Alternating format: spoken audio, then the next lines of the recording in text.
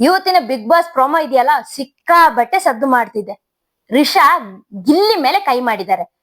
ಈ big boss ಅಲ್ಲಿ ಅವತ್ತು ಹುಚ್ಚ ವೆಂಕಟ್ ಆದ್ಮೇಲೆ ಈ ರೀತಿ ಒಂದು ಘಟನೆ ನಡೆದಿರೋದು ಆಗಿಲ್ಲ. ಈಗ ರಿಷಾ ಮಾಡಿರೋದು ತಪ್ಪು, ಮ್ಯಾನ್ ಹ್ಯಾಂಡ್ಲಿಂಗ್ ಎಂಬುದು ಸ್ಪಷ್ಟವಾಗಿ ಕಾಣ್ತಿದೆ.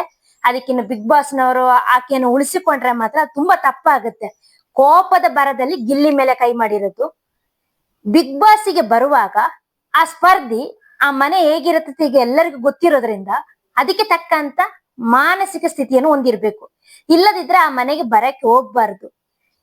ಇಲ್ಲಿಗೆ ಬಂದ ಮೇಲೆ ಸಾಕಷ್ಟು ಸಮಸ್ಯೆಗಳು ಬರುತ್ತೆ ಅಂತೇಳಿ ಗೊತ್ತಿದ್ದು ಅಲ್ಲಿಗೆ ಬಂದ ಮೇಲೆ ಈ ರೀತಿ ಒಂದು ವರ್ತನೆ ಮಾಡೋದು ಇದೆಯಲ್ಲ, ಅದು ತುಂಬಾ ತಪ್ಪಾಗುತ್ತೆ.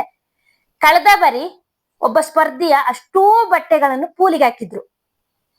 ಅವ್ರಿಗೆ ಬಟ್ಟೆನೇ ಇರ್ಲಿಲ್ಲ ಬದಲಾಯಿಸ್ಕೊಳ್ಳಕ್ಕೆ, ಆದ್ರೂ ಅವ್ರು ಎಲ್ಲಿಯೂ ತಾಳ್ಮೆ ಕಳೆದುಕೊಳ್ಳದೆ ಅಷ್ಟು ಚೆನ್ನಾಗಿ ಆಟ ಆಡಿದ್ರು. ಇಲ್ಲಿ ಜಸ್ಟ್ ಒಂದು ಕಡೆಯಿಂದ ಬಟ್ಟೆನ ತೆಗೆದು ಬೇರೆಡೆ ಹಾಕಿದ್ದಾರೆ. ಈ ರೀತಿ ಈಗ ಗಿಲ್ಲಿ ತಪ್ಪು ಮಾಡಿದ್ರೆ ಅಲ್ಲಿ ಗಿಲ್ಲಿದ ಇಮೇಜ್ ಬದಲಾಗ್ತಿತ್ತು. ರಿಷಾ ಕೋಪಗೊಂಡು ಕಿರ್ಚಾಡ್ಬೋದಾಗಿತ್ತು, ಅಥವಾ ಗಿಲ್ಲಿ ಬಟ್ಟೆನ ತಗೊಂಡೋಗಿ ಇವ್ರು ತಗೊಂಡೋಗಿ ಪೂಲಿಗೆ ಹಾಕೋದು ಏನೋ ಒಂದು ಮಾಡ್ಬೋದಾಗಿತ್ತು. ಆದ್ರೆ ಇಲ್ಲಿ ರಿಷಾ ಮಾಡಿರೋದು ತಪ್ಪು.